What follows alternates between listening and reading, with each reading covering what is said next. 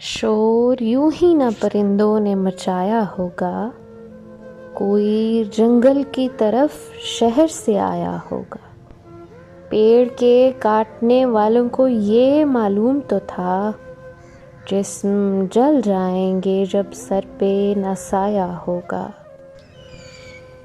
बानिए जश्ने बहारा ने ये सोचा भी नहीं, बानिए जश्ने बहारा ने ये सोचा भी नहीं, किसने कांटों को लहू अपना पिलाया होगा। बिजली के तार पे बैठा हुआ हंसता पंछी सोचता है कि वो जंगल तो पराया होगा।